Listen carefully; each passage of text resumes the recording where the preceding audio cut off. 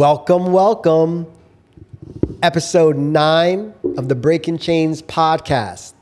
Season finale. Season 2 finale. Yep. And today we're going to talk about, what are we going to talk about? Dealing with triggers and how to correctly respond. Yeah, this has been fun. First of all, this podcast has been so fun because our intention here was to just be ourselves. Like, what do we have to offer the world, you and I? And why do we think we're so cool that we could sit down, talk to each other, and people want to listen? Wow, we're arrogant, right? No. I think the truth is that we've done so much of this work, right? And we're like, all this work, all this spiritual work, all of this physical work at businesses and a relationship, how to hold this relationship together, how to hold our children, how to do it. And then we realize we have so much that we can share. Yeah. And so it's been really cool. Thank you all for listening this far. Well, 2 seasons in already. And, we're getting responses. People are joining in our community and like, wow, that like really resonated. So that's really cool that even just one person, one of you out there has been affected. I think one of the biggest things for us is, like you said, we've been putting in work for a long time, but in reality, work just comes to you as life. Right. You go through these experiences and you're like, how the hell do I get out of this experience? And life forces you to go deep inside. But I think there's something about you and I that is important for us, is like, we always do want to do our best to bring value.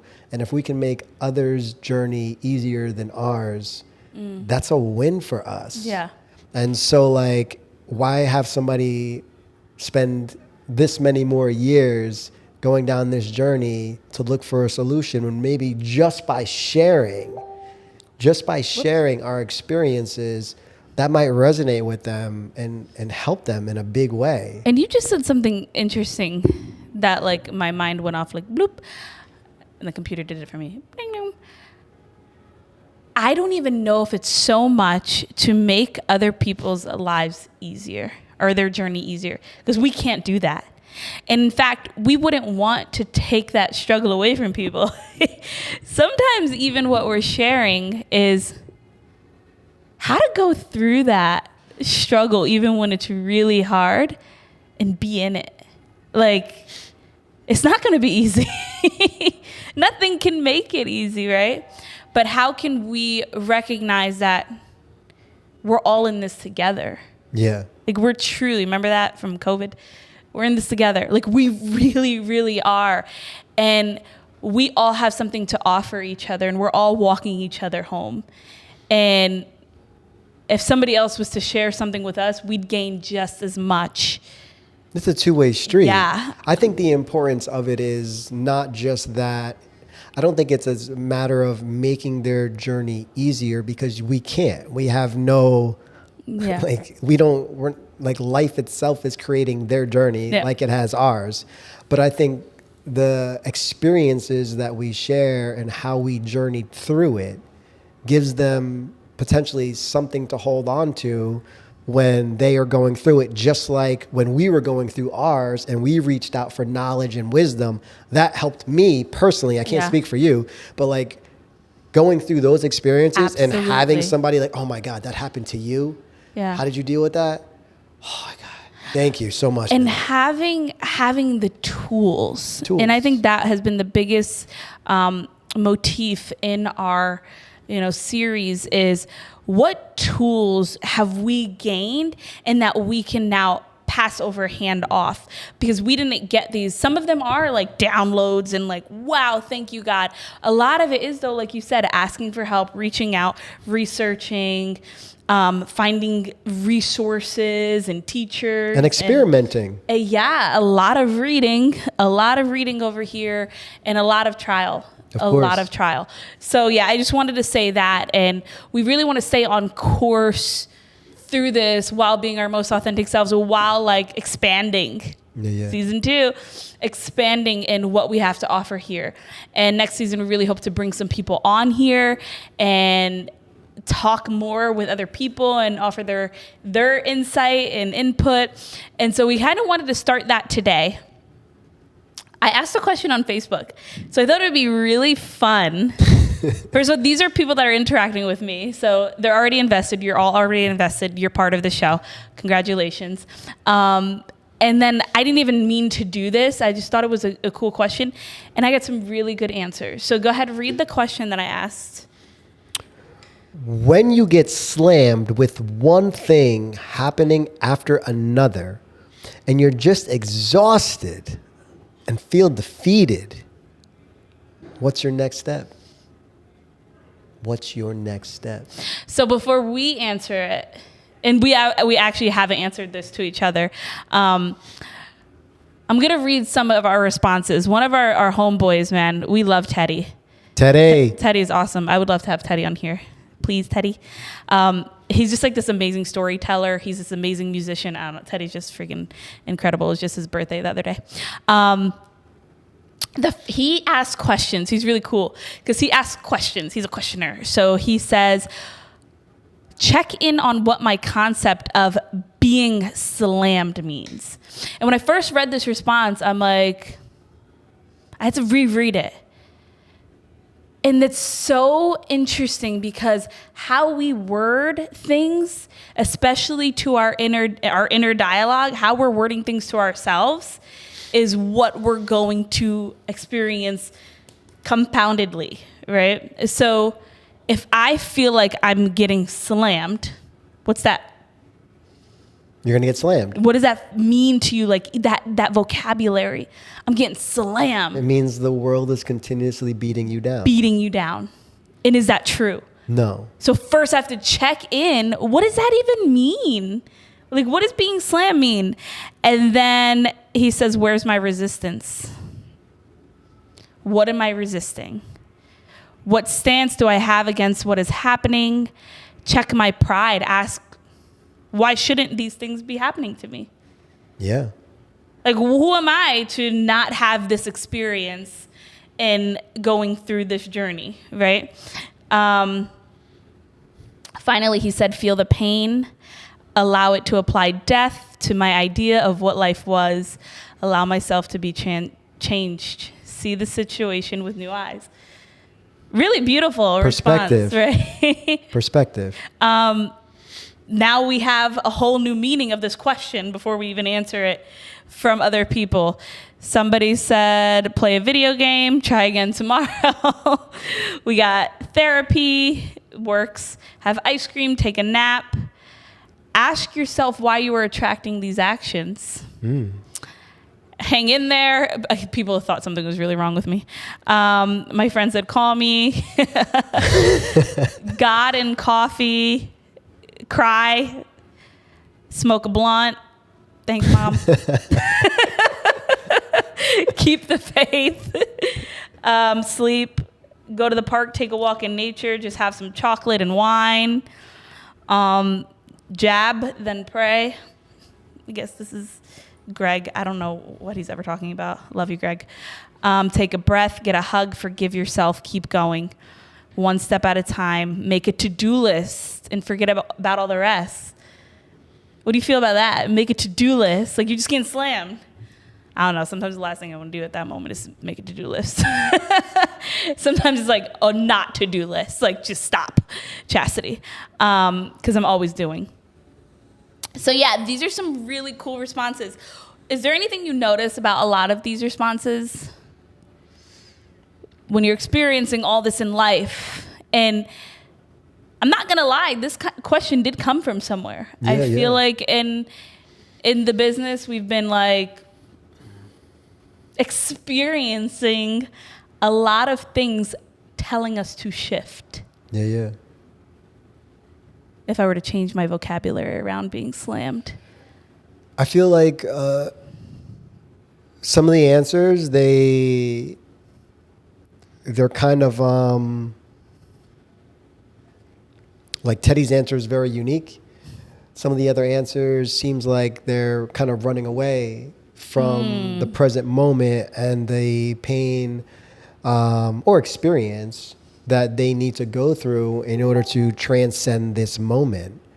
You know, this is why addictions are huge, because we're running away from some uncomfortable feeling that we feel. We don't know why we feel it. We don't know why that feeling's there, but we'd rather cut it off by focusing our attention on something completely different than actually zeroing in on the pain itself or the unpleasant experience and deciphering the message of it. Avoidance. Yes. Avoidance, escapism.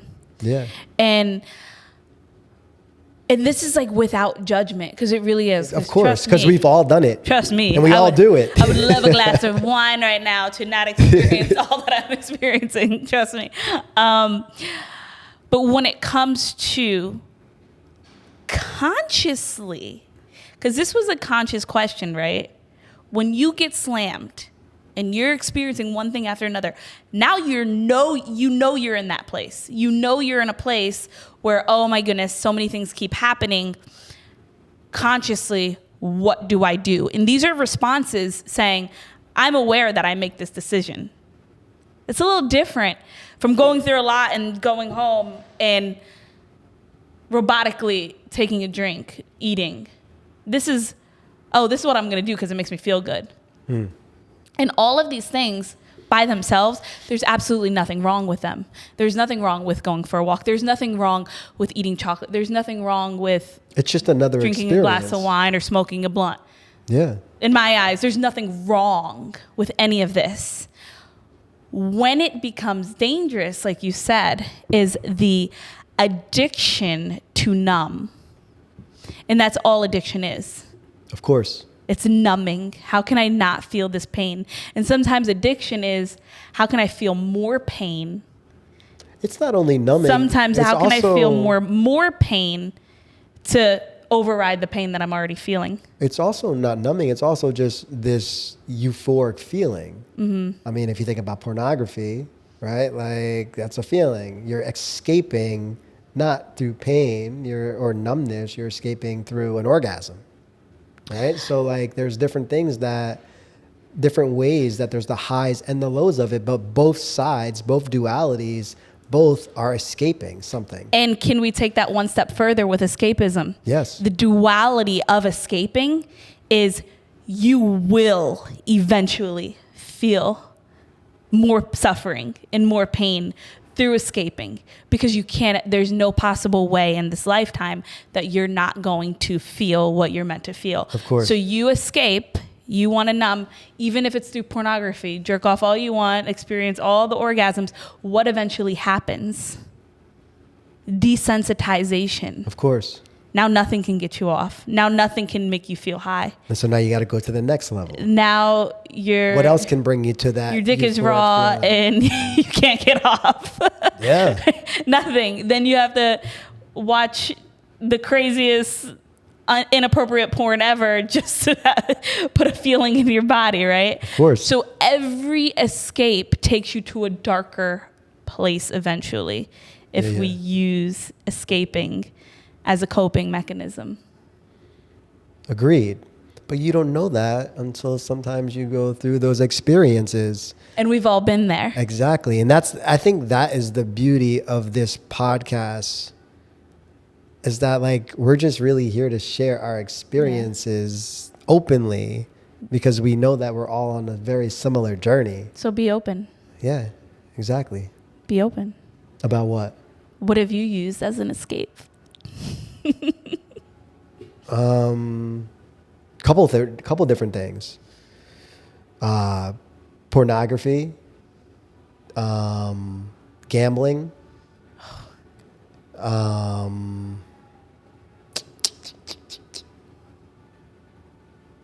caffeine, Huge. Adderall. I still take caffeine. Probably workaholism. I think that's at some degree. pretty From one place to another. There's a shift, but Still can't admit it. No, I think, yeah, okay, we'll get back to that. Let's see, what else? How do you recognize that you're now using it as an escape, though? How did you recognize, like... Escaping what? All these things. How did you realize, like, oh, gambling, it's not such something I like. It's something I'm actually running towards when I need a fix. Caffeine is no longer something that's getting me through the day. It's like I can't physically do it without it. Well, I think when it comes to gambling, it's a weird mixture. For me, it was like dopamine, right? Like you're going from completely exhausted for whatever reasons, working all these hours, to like grinding away, trying to make it happen. And then you're like, damn, still struggling. You know, like maybe I can win a little something real quick. And every time you win, it's like, oh, I won, ping, and it's like a ping, ping, ping, ping, ping, ping, ping, and you. It's something. And it's psychological. A rush. It's a rush. Even when you lose, it's a rush. Like it's a next rush. One might be it. Or you're like, I want to win it back. I want to win it back, and so that's that. In terms of take all my winnings. In terms of Adderall, it actually was about focus and just like going. But you're naturally focused. I am naturally focused. Like I didn't take a lot of it, but like I did. You said be honest, so I'm telling you that I took small amount every day for a long period of time because I was trying to get to my goals. I was trying to focus in, fucking zone out on what I was here to accomplish. And I would do that at whatever cost for the most part, not really lowering my integrity with other people, but like if I got 3 hours of sleep or 2 hours of sleep or 4 hours of sleep, it didn't matter because I was going to hit this goal. So I was in that cycle of addiction of working, or the addictive cycle of accomplishment or of chasing. Got to chase this, got to stay hungry, got to keep going. Like, don't fucking stop. Like, you better keep going. Like, those things did that. And I think one of the biggest addictions that people don't know about, that they could never even understand that they're addicted to because they're conditioned that way, is thought. There's an addiction to thought. Well, because thinking certain thoughts. Cause no. We're thinking beings, no? That's your opinion. We have an addiction to thought because that's how we escape also. When we think all day, we're escaping from looking deep inside ourselves at what we really are. It's funny you say that because I'm always telling you you're overthinking. Yeah. And I think did we have a podcast about this? Or I don't know if we actually ended up doing it, but like how he's an overthinker and I'm an underthinker. Do you remember we talked about that? I don't think we actually ended up doing it. I think you think that I'm an overthinker with regards to my business, but you're an overthinker in other ways. So yeah, I mean, we all think. Exactly. Yes, so we're all think. But like you will put answers off to keep thinking. You do that often. No, actually, I'm not putting answers off to keep thinking.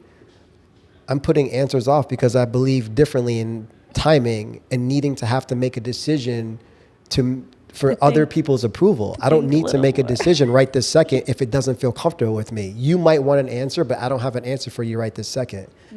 That's kind of just where I'm at because I'm the one who does have to handle the complications if something doesn't go right. So everybody who wants an answer right now, right, they're the ones passing the buck off to other people. So for me, if I don't have an answer right now, I don't have an answer right now for some reason. I think I read something. It was like whether or not it's the right answer, it's best to give an answer. I don't know if that's a real thing because either way, you either learn better about how to make decisions. It makes you a better decision maker. If you constantly put it off. Yep. With these yeps, like Are you actually listening to me? I'm 100% listening to you. If you keep putting it off, then you become a worse and worse decision maker, because then you're not learning what kind of decisions you need to make rapidly. So just saying, Well, let's talk about the reality of what you're saying. So I also think it's funny that you were addicted to Adderall, because when I think about my addictions and my escapes, yours, it's so interesting how yours turn you up. Like you're like Adderall. Like if I were to take Adderall, probably because my brain is like ADHD, technically, I don't like labels, but I would kind of just be mellowed out, and like I'd probably get less done. I'd probably be able to focus more, because like I have like a brain that's naturally like go, go, go, go, go. So it's funny. And then when I think about like gambling, it never really like, it gives me like oh, this is cool, but I'd rather go dancing. So there's so many things. So like when I escaped, I would go for a glass of wine, something that took me to more of a depressive state, because I'm always up here. I would scroll. I would just like mindlessly do something, a way to not do. I don't know, what else? What else are my vices? Only you would know. I think a big addiction in my life has been drama. Huge. And a lot of us don't realize that we're addicted to drama more than anything else. We need something to be happening all the time, right? So like, even if like I stopped watching the news years ago, but like then I became addicted to the drama of my reality, of like the conspiracy theories and all the darkness and what's actually happening in the world. And it's the same thing. It's the same low vibration energy, because it's all based off of fear and what's going to happen and what could happen, instead of trusting. Right? So those are my addictions. But to answer this question, in dealing with these triggers of life and how to correctly respond in our eyes, when you get slammed with one thing happening after another, when one staff member quits, and then right after that, another staff member quits, and then your wife has to leave because she's pregnant and she can't teach anymore, and we haven't found a Pilates instructor, and your right-hand man calls out sick because he's in the hospital, and all this stuff is happening. What's your next step? Whenever things happen, I just pause for a moment. It depends on kind of what that situation is. If I'm interacting with somebody, I try to be as present as I can be. But if I'm by myself, I pause. I ask myself, why did I put this challenge in front of me? I take full responsibility for the challenge, trying to learn from it. I then say, how does this challenge serve me moving forward? So even though a staff member quit, I look at it as, I put this challenge in front of me for my transformational process. And then how is it serving me? And I look at that situation and I say, what am I learning from this? And from there, I try to decipher where to go next. From a place of patience, from a place of faith, and a place of strength, knowing that only a specific type of mindset or level of presence will help me find the solution to what's next, compared to panicking about anything that's currently going on. I think for me, the perspective is, I'm going through this experience for a reason. And although it may be unknown, I still have to walk forward. Right. How about you? I guess if I'm being real, like what is my actual next step? If I feel like slammed and blah, blah, blah, and especially like if I feel like I'm trying to communicate with you and that's also not really working, I probably do call Danielle and be like, yo. And at first, sometimes it's so necessary for me to listen to myself. Like, I think that's a big part of being aware. And it's something I've been accepting more instead of holding things in and like trying to just deal with myself. I mean, most days I open up a Bible, I open up a reading, and I take a word in and I try to decipher that, what it means and how it applies to my life. And whether I'm doing that or not, sometimes that's like not really taking the slamming off. Yeah. Right? Or the experiences of life. So hearing myself sometimes, like if I call a girlfriend and I'm like, okay, so I am just tired every day. I have no energy. My pelvic bones hurt at night. I still have had no Pilates instructor. Chris is just like not coming home early. I'm just tired. These kids are being crazy. Kobe's doing just stupid shit. It's pissing me off. Like telling his little sister to go pee on the deck. I don't know, just weird stuff. Yeah. And I feel like just this is overwhelming. Sometimes hearing myself takes me naturally to Teddy's response. Like hearing myself like, dude, it's not that bad. Just even sometimes like he said, like check in on what are you being slammed with? I'm healthy. I'm here. I'm still standing. Baby's healthy. Kids are healthy. Husband's healthy. Have a house. Have food. Able to go food shopping. Everything's really okay. Yeah. Check in. And even if there was some type of struggle there, like, oh shoot, like today I have to like spend a little less money for food, or I had to like eat leftovers. I don't know. Like even if there is some struggle, there are so many more things right. So many more things right than not. And it's so easy for us to focus, even if it's 10 things that are really hard right now, it's so much easier to focus on those 10 things than the infinite amount of things that are okay. Yeah. Having our body, having our health, being able to breathe, being able to blink, being able to walk, right? There's just so many things going right that many times, and this is like real, this is not me being fake or like just throwing out some like woo-woo thing out there, I just shift into gratitude. Like, and a lot of times this is like after me hearing myself, like, all right, Chastity, seriously, first world problems. Wow, you have so much to be thankful for. If nothing else, just right now in this moment, count your freaking blessings. Thank you, God, for all that I have. And it's just so much like that can be happening, but not even to go down that slope of, oh, you know, this is happening to other people. It's just like, what is happening good for me right now first?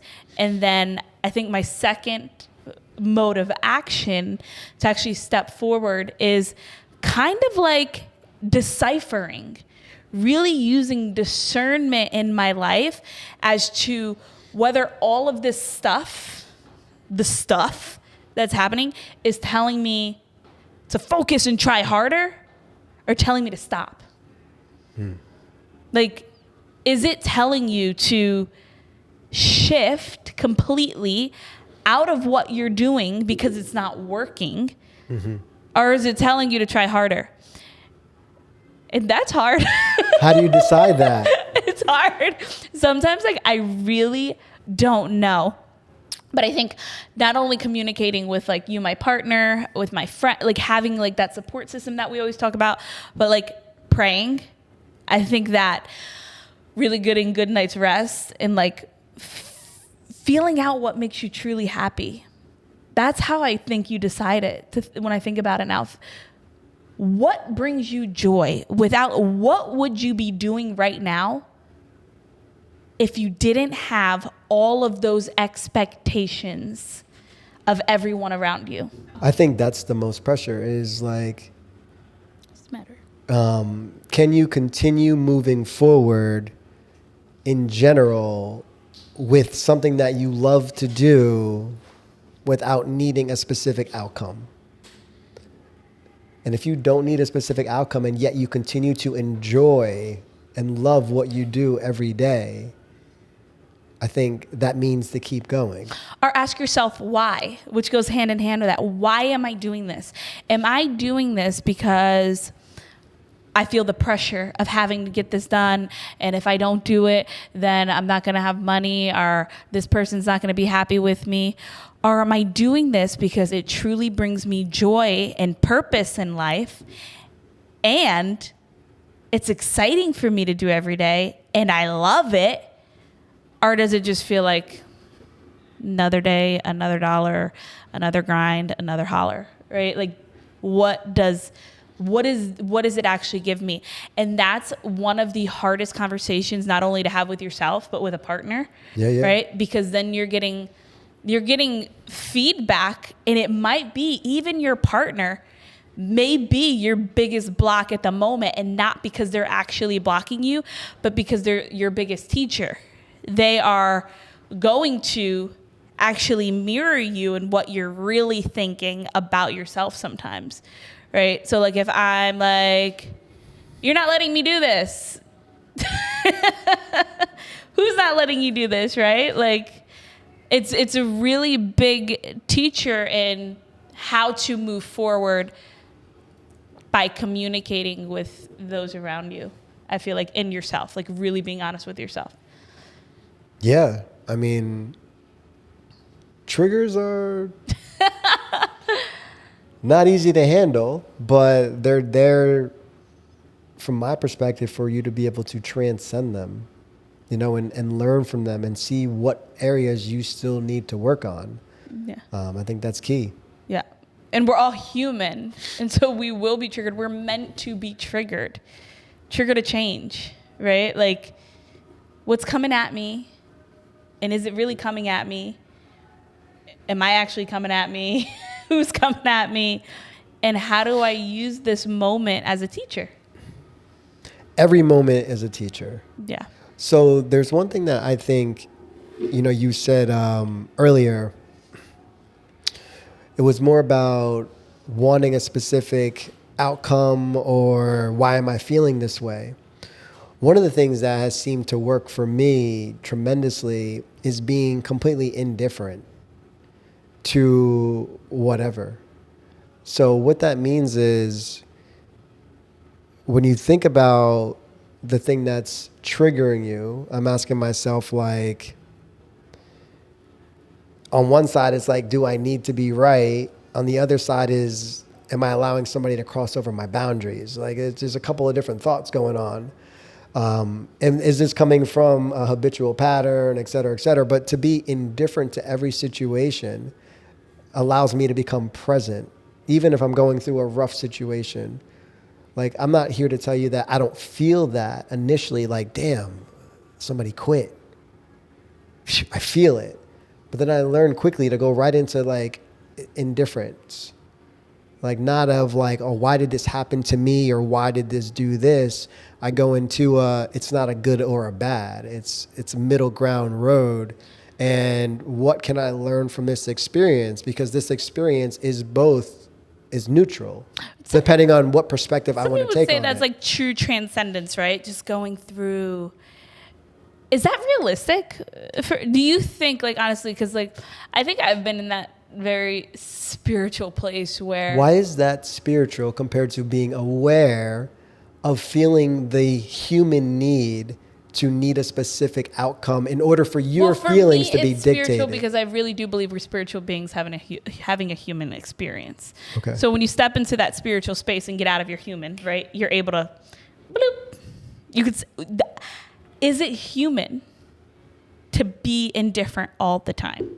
Can you actually be that? Like, is that a possibility? Like, I'm just going to be indifferent all the time and I have no emotions. Do whatever you want. Why does being indifferent lead to no emotions? Does indifference lead to action? I believe it does, because you are actually fully aware of why you are emoting the way you are. Mm. because you can look at it from a detached and neutral perspective. So are you actually being indifferent? Are you having the emotion and then neutralizing it? Exactly. I'm having the emotion. I'm experiencing that emotion right now. Okay. And then as I'm observing that emotion go through me, I'm asking myself why that emotion is going through me. And I'm becoming indifferent to the situation that I'm now in. So do you think that's a little different in explaining it? Like, if you're explaining to somebody, yeah, like, I'm just learning how to be indifferent, that's a little more like, than saying, I'm allowing myself to feel it. 100%. And then imagine like a picture. I just like imagine, I'm very visual. And then you just have like this little zapper and it's like zap, and you zap it into like nothingness. But like you have to actually feel it first, see it, and then zap it before saying I'm indifferent. Like it's like seeing that emotion, feeling it, feeling your blood boil, feeling the rage come to the top of your head, maybe even having an outburst, maybe like, fuck, and then like zap. All right, what's next? Not carrying those emotions with you as you drive home. Of course. Like, hey, this team member just got, You can't be a human without feeling.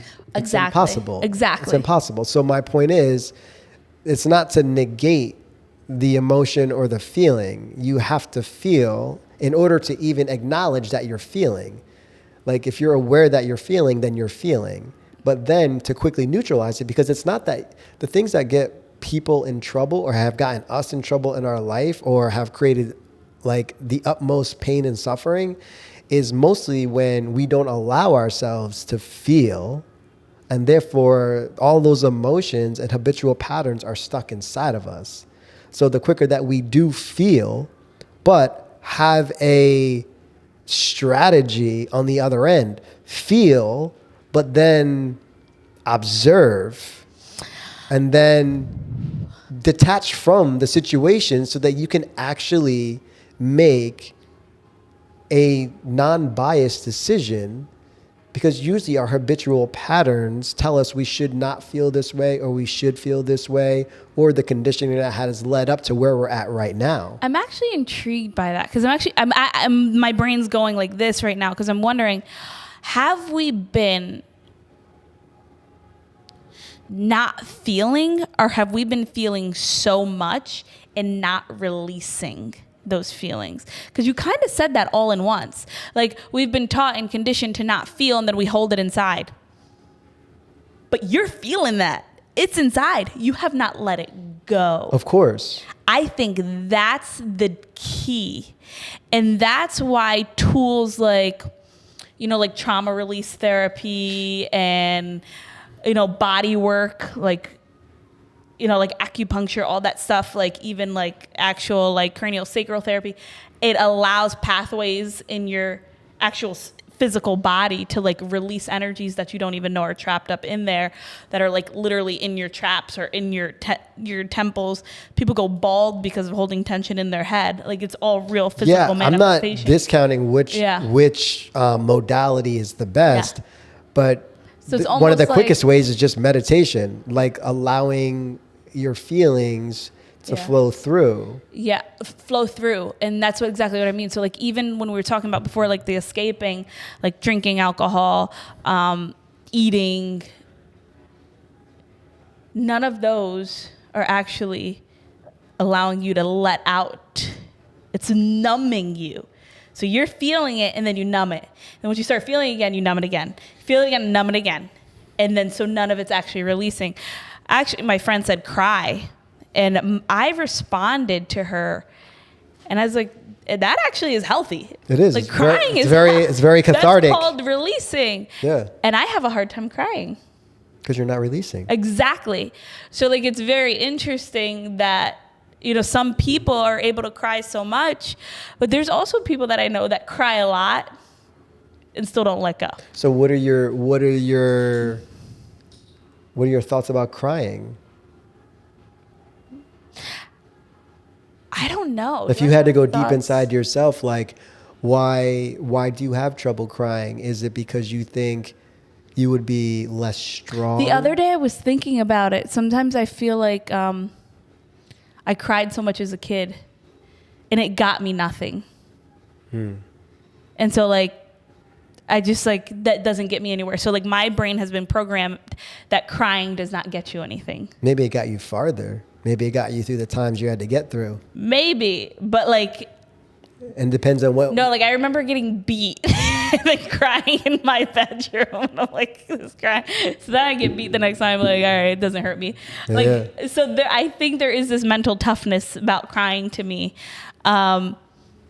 Yeah, that's an interesting one. Like my sister, she, I love you, Mercedes. She probably doesn't even watch this podcast, but I can be like, boo, and she'll cry. Like she'll cry for anything. Anything. She's able to cry. And sometimes I'm jealous, sometimes I'm annoyed. But like, it's a very interesting thing, crying. But yeah. What do you think about crying? Do you like to cry? I'm not going to tell you I like to cry, but I have become more comfortable crying. I would say definitely over the last 3 years, kind of on this journey, I have cried more than I probably have ever cried in my life over the last 3 years.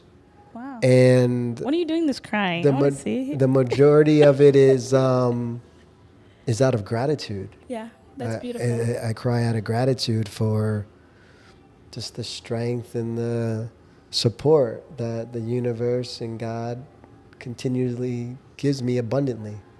Yeah. So cry it out. Cry it out. I am full of gratitude right now and just grateful to be on this journey with you and to be able to talk like this and be open with each other and with the world, while maintaining that balance of like, you know, like our intimacy, not necessarily putting everything out there, but really sharing our hearts and souls. Yeah, definitely. And I pray that this, you know, like really offers people something, a little takeaway, because so much of what we do is in the doing, right?